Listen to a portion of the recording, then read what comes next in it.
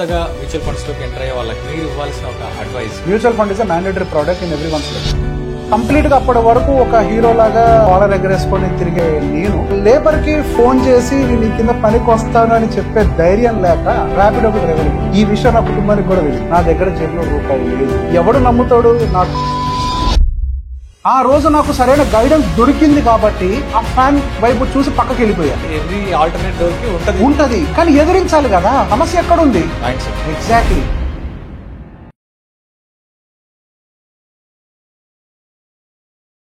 Mutual funds విషయంలో కొత్తగా ఈ మ్యూచువల్ ఫండ్స్ లోకి ఎంటర్ అయ్యే వాళ్ళకు మీరు ఇవ్వాల్సిన ఒక అడ్వైస్. సార్ ఫస్ట్ అసలు మ్యూచువల్ ఫండ్ లోకి ఎంటర్ అయ్యే వాళ్ళు అంటే కంటే అందరూ ఎంటర్ అవ్వాలి. Okay. Mutual fund is a mandatory product in every one's life. Okay. అది చాలా ఇంపార్టెంట్. మనకి ఇన్వెస్ట్మెంట్ ఎవల్యూషన్ ఎట్లా జరిగిందో మనం ఫస్ట్ అర్థం చేసుకోవాలి. గతంలో మనకు కనీసము agricultural lands buying and selling కూడా లేదు. దున్నినోడిదే భూమి అంతే. There is no buying and selling. Later on registration buying selling of agricultural land జరిగింది. రైట్. అగ్రికల్చరల్ ల్యాండ్ మీద మాత్రమే ఎందుకు పెట్టుబడి పెట్టారు? అప్పట్లో ఎందుకు జూబ్లీ హిల్స్, బంజారా హిల్స్, ఉప్పల్లో పెట్టుబడులు పెట్టలేదు? ఎందుకు జూబ్లీ హిల్స్, బంజారా హిల్స్ లో అసలు ఎవరు ల్యాండ్స్ కొనలేదు? ఎందుకు అని అంటే అప్పుడు మనకి అగ్రికల్చరల్ ల్యాండ్స్ మాత్రమే మన అవసరాన్ని తీర్చేవి కాబట్టి, ఆదాయం రూపంలోనో ఫుడ్ రూపంలోనో మన అవసరాన్ని తీర్చేది కాబట్టి అలానే కొంత అప్రిషియేషన్ కూడా వస్తుంది. సో పెట్టుబడి అనేది ఎప్పుడైనా కానీ మన అవసరాన్ని తీర్చేది అయి ఉండాలి. కానీ మనం ఏం చేస్తాము? గతంలో నా తాతలు భూముల మీద పెట్టుబడి పెట్టారు కాబట్టి నేను ఇంకా అదే ఫాలో అవుతాను అనుకుంటున్నాం. ఇందులో లాజిక్ ఎక్కడ ఉంది? ఇప్పుడు నిజంగా అగ్రికల్చరల్ ల్యాండ్ మీకుంటే మీకు ఏమొస్తుంది? ఏమీ రాదు. అబ్సల్యూట్లీ నథింగ్ మనకు వచ్చేది. కాబట్టి ఇప్పుడు మన అవసరాలు తీర్చగలిగే అసెట్స్ ఏమై ఉంటాయి? క్యాష్ రిలేటెడ్ అసెట్స్ అయి ఉంటాయి, లిక్విడ్ బేస్డ్ అసెట్స్ అయి ఉంటాయి. అంటే మ్యూచువల్ ఫండ్స్ లాంటివన్నీ కూడా. నెక్స్ట్ మళ్ళీ మీకు ఒక స్టోరీ చెప్తా. ఈ క్వశ్చన్ మొత్తం ఆన్సర్ చేసిన తర్వాత ఎందుకు కంపల్సరీ మ్యూచువల్ ఫండ్ లో పెట్టుబడి పెట్టాలి అంటానికి ఒక అద్భుతమైన కథ చెప్తాను మీకు. దాంతో అందరికి ఒక క్లారిటీ వస్తుంది. చెప్పండి. యా. సో బేసిక్ గా అది వాస్తవ కథ. అసలు మ్యూచువల్ ఫండ్ పెట్టాలి, ఇళ్ల మీద పెట్టుబడి పెట్టద్దు ఎర్లీ ఏజెస్ లోని గట్టిగా వాదించేవాడిని. ఓకే. మన దగ్గర ఉండే వాళ్ళు కొంతమంది ఇల్లు కొనండి అని వాదిస్తూ ఉంటారు, కానీ నేను మాత్రం గట్టిగా వాదించేవాడిని. ఎట్టి పరిస్థితుల్లో బిగినింగ్ స్టేజ్ లో ఇల్లు కొనకూడదని వాదించేవాడిని. నేను అంత బలంగా వాదిస్తూ ఉంటే వీడికి ఏం వయసు ఉంది, వీడు ఏం చూసాడు అని చెప్పేసి సహజంగా అనుకుంటూ ఉంటారు. వయసు చిన్నది కాబట్టి. నేను ఒక ఆర్కిటెక్ట్గా 2014 నుంచి వర్క్ చేశాను. ఇన్వెస్ట్మెంట్ తీసి పక్కకు పెట్టండి. ఇన్వెస్ట్మెంట్స్ అని చేసుకుంటూ వచ్చాను. ఎప్పుడు రియల్ ఎస్టేట్లో ఇన్వెస్ట్ చేసింది లేదు. నాకు వచ్చిన ఫస్ట్ 1 lakh రూపీ ఇన్కమ్ కూడా 2014లో ఐడియాలో పెట్టుబడి పెట్టి డబ్బులు పోగొట్టుకున్నాను. ఐడియా స్టాక్లో. సరే, అక్కడి నుంచి ఇన్వెస్ట్మెంట్ జర్నీ మొదలైంది. 2014 నుంచి 2018 వరకు కూడా సక్సెస్ఫుల్ ఆర్కిటెక్ట్గా నేను తెలంగాణ వైద్య విధాన పరిషత్ కెంపెయిన్ ఆర్కిటెక్ట్గా పనిచేస్తూ గవర్నమెంట్ హాస్పిటల్స్ రెనోవేట్ చేస్తూ గట్టిగానే డబ్బులు సంపాదించుకుంటూ 28 సంవత్సరాల వయసుకి ఇల్లు కట్టేసాను. లోన్ తీసుకోకుండా. బాగానే వచ్చినాయి పైసలు అన్నప్పుడు. అది నేను పూర్తిగా ఇష్టపూర్వకంగా కట్టిందేం కాదు. సహజంగా సొసైటల్ పియర్ ప్రెషర్ ఉంటుంది కదా. You should have one house. నీకు ఒక సొంత ఇల్లు ఉండాలి, అది మ్యాండేటరీగా అవసరం ఉంటుంది. నాకు ఆ టైంలో కూడా నేను పెట్టుబడి పెట్టాలి, అప్పటికే నాకు స్టాక్స్ అవంతా మ్యూచువల్ ఫండ్స్ అంతా అవగాహన ఉంది. నేను అందులో పెట్టుబడి పెట్టాలి అనుకున్నప్పటికీ నేను ఇంటి మీద పెట్టుబడి పెట్టాల్సినటువంటి ఒక పరిస్థితికి నెట్టబడినప్పుడు పెట్టుబడి పెట్టాం. ఆ తర్వాత మనకి లైఫ్లో అప్ అండ్ డౌన్స్ అనేవి వ్యాపారంలో సహజంగా జరుగుతూ ఉంటాయి. సహజంగా ఇల్లు కట్టినప్పుడు ఏం జరిగింది అని అంటే కొన్ని అనుకోని ఖర్చులు పెరగటము, రకరకాల ప్రెషర్స్ వల్ల ఇవన్నీ పెరగటము, కొంతమంది చేసిన తప్పు వల్ల నేను ఒక ఫైనాన్షియల్ ఇన్స్టెబిలిటీలోకి నెట్టబడిపోయాను సడన్ గా. అది ఎంతలాగా నెట్టబడింది అని అంటే కంప్లీట్గా అప్పటి వరకు ఒక హీరోలాగా ఆర్కిటెక్ట్గా కాలర్ ఎగరేసుకొని తిరిగే నేను పూర్తిగా ఒక మెంటల్ డిప్రెషన్ స్టేజ్లోకి వెళ్ళిపోయాను.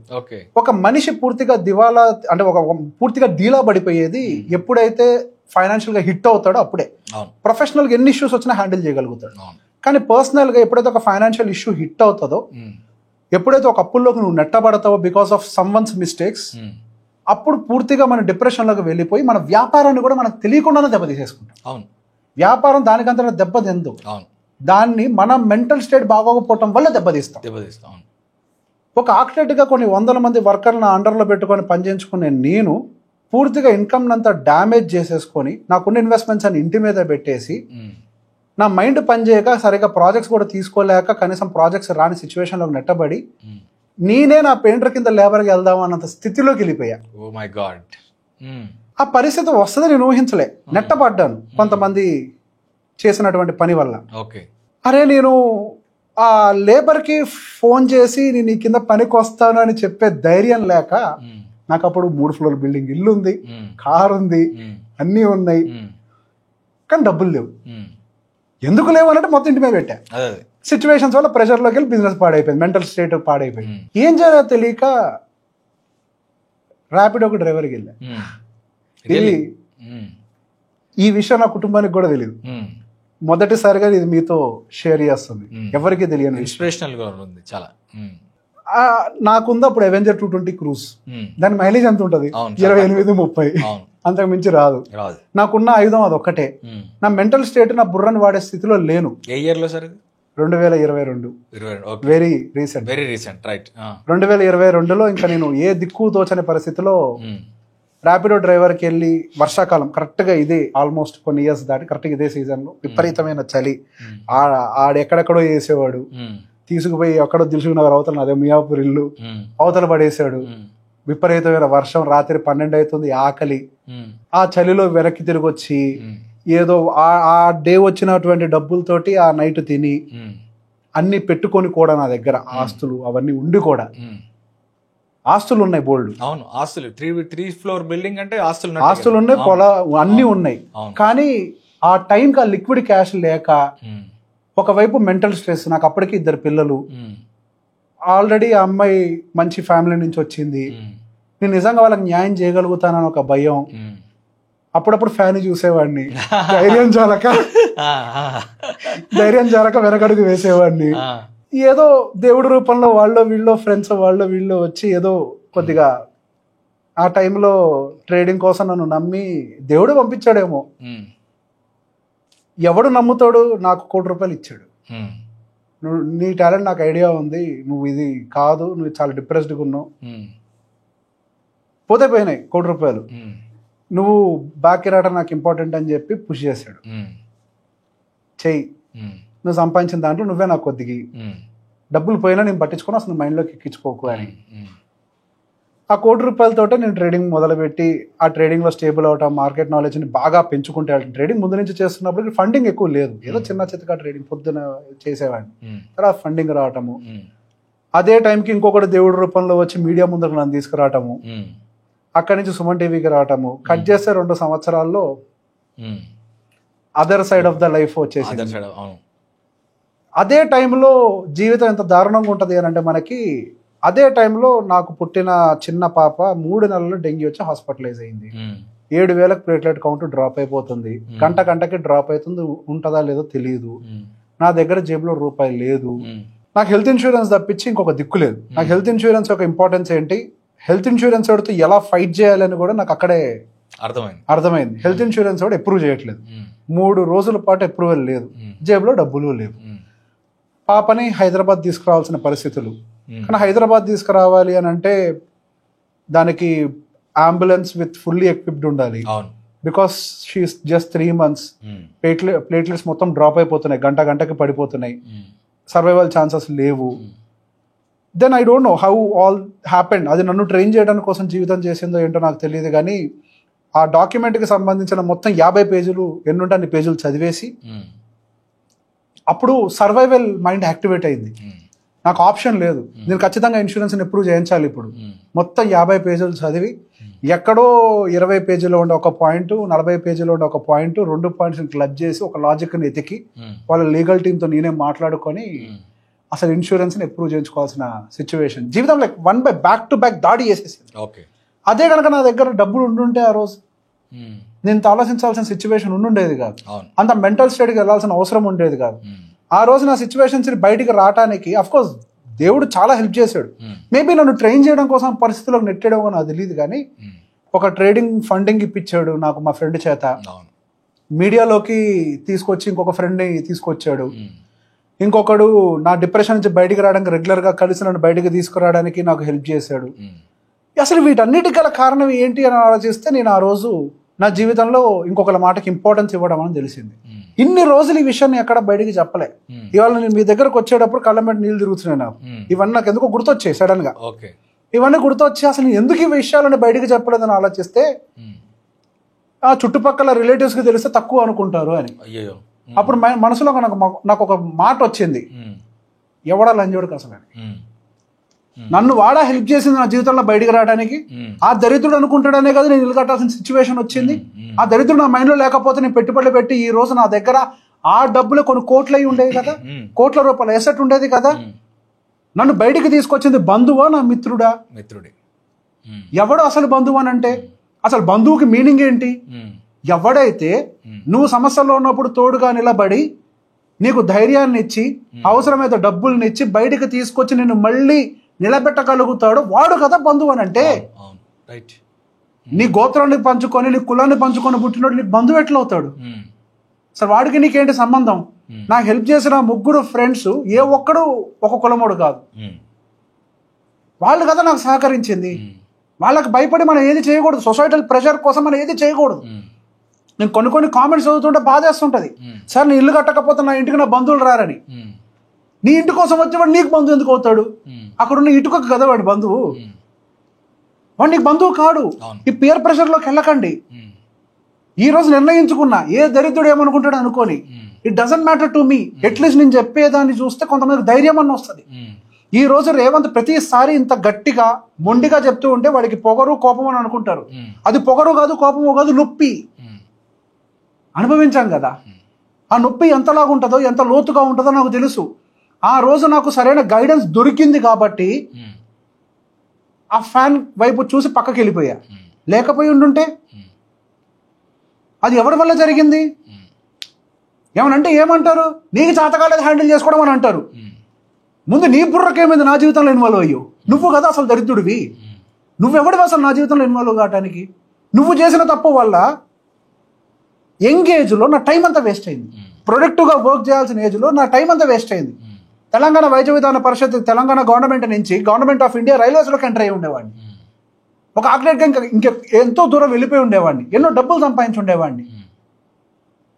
అప్పుల్లోకి నెట్టబడేలాగా తయారు చేశారు కదా. అందుకే బలంగా చెప్తా, ఎర్లీ ఏజ్ అసలు ఇల్లు కొనకండి. ముందుగా ఒక లిక్విడ్ అసెట్ని తయారు చేసుకోండి.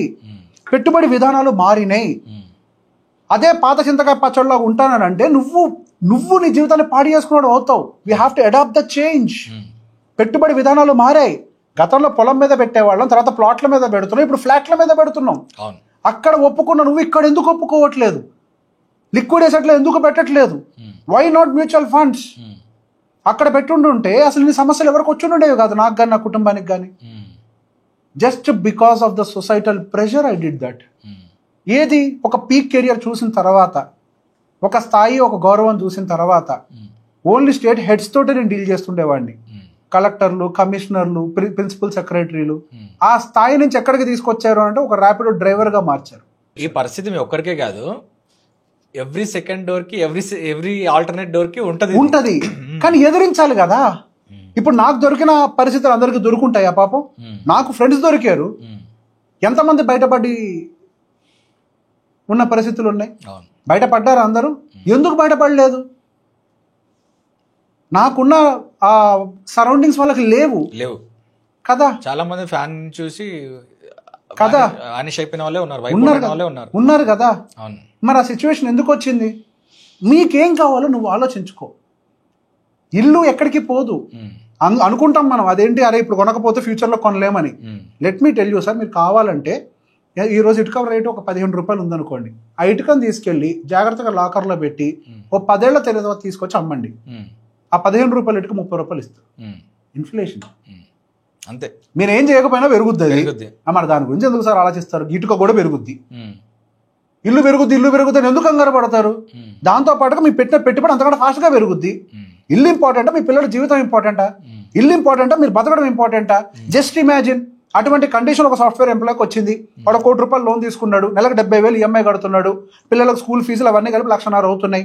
అనుకోని ఒక రిసెషన్ వచ్చింది, జాబ్ పోయింది, సంవత్సరం ఉద్యోగం లేదు, 3 నెలలకి బ్యాంక్ వాడు వచ్చి ఇంటి ముందు నుంచి ఉంటాడు జప్తు చేస్తానని. వాడి మెంటల్ స్టేట్ ఏంటి? వాడు ఏం చేయాలి ఆ టైంలో? సత్యం స్కామ్ జరిగినప్పుడు ఎంతమంది సాఫ్ట్వేర్ ఇంజనీర్లు ఫ్యాన్కి హ్యాంగ్ చేసుకున్నారు? ఎందుకు జరిగింది ఇదంతా? వాళ్ళు పెట్టుకున్న ఈఎంఐల వల్ల, జస్ట్ బికాస్ ఆఫ్ ఈఎంఐ. ఐఎంఐలు పెట్టుకోవాల్సిన సిచ్యువేషన్ ఎవరు క్రియేట్ చేశారు? బంధువులనే దరిద్రులు, దరిద్రులే. బాధని తీర్చేవాడు మిత్రుడు, వాడు యాక్చువల్గా బంధువు. నేను బాధలోకి నెట్టేవాడు, నువ్వు బాగుంటే ఏడుస్తాడు, నువ్వు బాధపడితే నవ్వుతాడు. వాడి కోసమా నువ్వు ఆలోచించావు? నువ్వు ఎదుగు, ఆ డబ్బులు పెట్టుబడి పెట్టి నీ సంపదని ఎదిగి చూపించు. ఆ రోజు మాట అన్నాడు వచ్చి నీకు సలాం చేస్తాడు. మళ్ళీ పైసమే పరమాత్మ, సంపాదించి చూపించు. వాడికి కావాల్సిన సొసైటీ ప్రియ ప్రెషర్లోకి వెళ్ళకు. మన బతుకు మనం బతకట్లేదు, సొసైటీ ఎట్లా అనుకుంటుందో అట్లా బతుకుతున్నావు. సొసైటీ నిన్ను ఎలా చూడాలనుకుంటుందో నువ్వు అలా చూపిస్తున్నావు. నీకు కావాల్సింది అదేనా? ఎందుకు భారతదేశం ఎదగట్లేదు? ఇందుకే సార్, స్టాటిక్స్ ప్రకారము భారతీయులు చేసే సేవింగ్స్ ఎవరు చేయరు. Indian average savings ratio is higher than the world's savings ratio. But when it comes to wealth ratio, India పేద దేశం. అరే సేవింగ్స్ రేషియోలో హైలో ఉన్నటువంటి ఈ దేశం వెల్త్ రేషియోలో ఎందుకు పూర్గా ఉంది? సమస్య ఎక్కడుంది? Mind set. ఎగ్జాక్ట్లీ. మన చుట్టూ ఉండేది, మనం ఏది తీసుకోవాలి, మన మైండ్లోకి ఏది తీసుకోకూడదు మనం నిర్ణయించుకోవాలి. మాట్లాడడానికి ధైర్యం ఉండాలి, నో చెప్పడానికి ధైర్యం ఉండాలి. ఎవడైనా వచ్చి ఉచిత సలహా ఇస్తే థ్యాంక్ యూ ప్లీజ్ గో అని చెప్పగలిగే ధైర్యం ఉండాలి. నీ ఇంటికి ఇల్లు సొంత ఇల్లు లేకపోతే, నీ ఇంటికి రాకపోతే నీ లైఫ్ నుంచి డిలీట్ చేసే ధైర్యం ఉండాలి. వాడు నీ మనిషి ఎట్లా అవుతాడో నువ్వు యాక్సెప్ట్ చేసే ధైర్యం ఉండాలి. డిటాచ్మెంట్ తెలిసి ఉండాలి. ప్రపంచం అంతా ఎదుగుతోంది, అందరూ మాట్లాడుతున్నారు ఏంటి బయట దేశాల్లో సంతోషంగా బతుకుతున్నారు, డబ్బులు బాగా సంపాదిస్తున్నారు అని. మన దేశంలో ఎందుకు బతకలేకపోతున్నారు? మన మైండ్లో ఉంది సార్, మన మైండ్లోనే ఉండేది. అందుకే లిక్విడ్ బేస్ అసెట్స్లో పెట్టుబడులు పెట్టాలి. You don't have option. గతంలో మీ తాతగారు స్కూల్కి వెళ్తా కాలేజ్కి వెళ్తా అంటే ఎదురు డబ్బులు ఇచ్చేవాళ్ళు. నాన్నగారు స్కూల్కి కాలేజ్కి వెళ్తారంటే ఫ్రీగా చెప్పారు. మీరు వెళ్ళినప్పుడు కొద్దిగా డబ్బులు తీసుకున్నారు. మన పిల్లల్ని పంపిస్తే మన గుడ్డలు ఉడగిస్తున్నారు లక్షలలో కదా. నర్సరీ కిడ్కి 2 లక్షలు కదా. మరి ఇంత లిక్విడ్ క్యాష్ అవసరం ఉన్న టైంలో నువ్వు మ్యూచువల్ ఫండ్స్ లాంటి అసెట్స్ కాకుండా ఇంకా ట్రెడిషనల్ గా రియల్ ఎస్టేట్ లో పెట్టుబడి పెడతానంటే నీ పిల్లవాడి జీవితాన్ని, నీ జీవితాన్ని నువ్వు నాశనం చేసుకోవడం కంటే ఏంటిది? You are diluting your life. Mutual funds are needed. It is mandatory now because భవిష్యత్ అంతా క్యాషే. క్యాష్ లేకపోతే నువ్వేం చేయలేవు. సాడ్ రియాలిటీ ఏంటి అని అంటే ఈ జనరేషన్ వాళ్ళు ఎవ్వరు రిటైర్మెంట్కి ఎలిజిబుల్ కాదు. వర్క్ చేస్తున్నాడు చచ్చిపోతారు. సాధ్యమా? సాధ్యమా? కాదు, నాట్ పాసిబుల్. సార్ ఇంకొక మాట అడుగుతా, మన దేశంలో షుగర్లు బీపీలు ఎందుకు పెరుగుతున్నాయి? Stress levels. ఎగ్జాక్ట్లీ. అదే మీ దగ్గర 1 కోటి రూపాయలు మ్యూచువల్ ఫండ్స్ లో ఉన్నాయంటే స్ట్రెస్ ఉంటుంది అసలు? ఇంపాసిబుల్. అది లిక్విడ్ అసెట్స్ ఉండాలి, అదొక ధైర్యాన్ని ఇస్తుంది. ఎప్పుడైతే మీకు ధైర్యం ఉంటుందో మీరు వర్క్ ఫోకస్డ్గా ఉంటారు. వర్క్ ఫోకస్డ్గా ఉండటం వల్ల స్ట్రెస్ రాదు, ఇంట్లో ఇష్యూస్ వల్ల స్ట్రెస్ వస్తుంది. నేను ఉద్యోగం మానేస్తే ఈఎంఐ కట్టలేనని ఒక భయం వల్ల స్ట్రెస్ వస్తుంది. ఆఫీస్లో పనిచేయడం వల్ల ఎప్పుడు స్ట్రెస్ రాదు. నేను పొద్దున 9 నుంచి రాత్రి 12 గంటల దాకా 18 గంటలు పనిచేస్తా, నాకు స్ట్రెస్ అనిపిదే. బాడీ అలిసిపోద్ది, అలిసిపోవటం వేరు, అది వేరు. ఆ ప్రెషర్లోకి నెట్టబడొద్దు ఎవరు. మీరు 75 సంవత్సరాలు హ్యాపీగా బతకాలి, 80 సంవత్సరాలు హ్యాపీగా బతకాలి అని అంటే, మీ ఆరోగ్యం బాగుండాలి అని అంటే, ఆ స్ట్రెస్ లేకుండా ఉండాలి అని అంటే ఈఎంఐ జోలికి కాదు ఎస్ఐపిల జోలికి వెళ్ళండి. First invest, accumulate some money, కొనుక్కోండి ఇల్లు.